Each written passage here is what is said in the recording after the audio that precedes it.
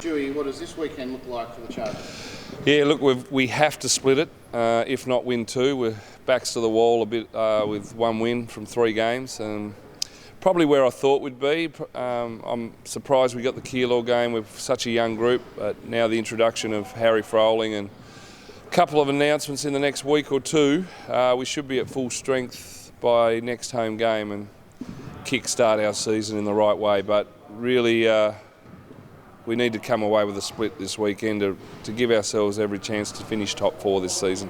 Sounds like you might not be the only team in the league, though, whose stocks are going to rise.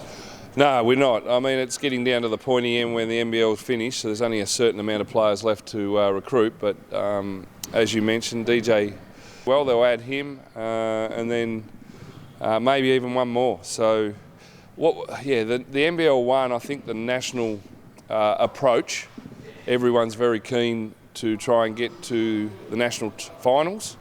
So if you look at the Gold Coast in Queensland, you've got Jason Cadee, Tanner Krebs, Lamar Patterson, Will Magnay all playing in the one team. Jack McVeigh's going up there to play, Mitch McCarron.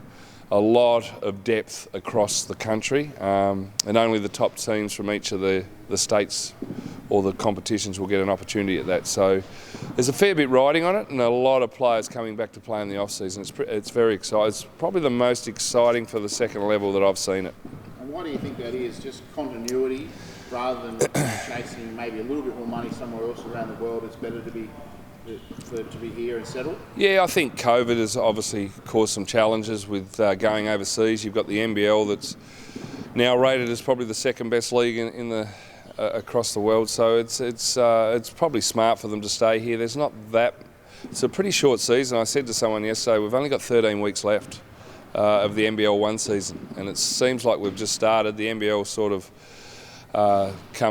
they've sort of delayed a little bit to previous seasons, but it's exciting basketball all year round right now, and the standard is certainly getting better. And do these guys want to keep playing, or do some of them need a break? I mean, pretty frenetic season. So we'll announce a couple of players shortly with the Jack Jumpers, and part of that is they'll take a few weeks off, and we'll rotate some players in and out, and really it's up to our core young kids and probably Harry Froling and our imports to make sure that we continue to get wins and be strong enough come towards the end of the season and set ourselves up nicely for a championship tilt. Harry Froling, pretty exciting prospect. Yeah, he came down last week, did a pretty good job. He's obviously coming off the back of an NBL season. He was probably a little bit sluggish. He's got here the night before the game, so I'll expect a lot more from him this weekend. Probably his energy was a little bit down in the second half, and he's a guy that we're looking to make plays for us down the stretch in particular. So a little bit more pressure on him this week. If we're going to win games, he needs to carry that along with AJ Harris, and who's done an amazing job. And you're coaching against the GOAT, Daisy? Yeah, I am. But had a pretty successful time against him in the coaching reins.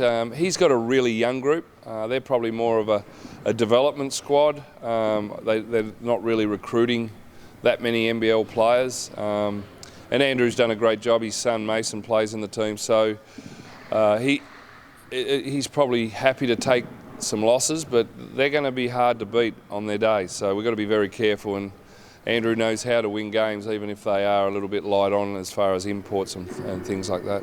Would you concede that he's the better commentator if you're the better coach? Would that be a fair split? 100%. One of the. I don't think he's just the GOAT in playing. I think people would argue that he's not the GOAT in media as well. He brings a very unique style to it.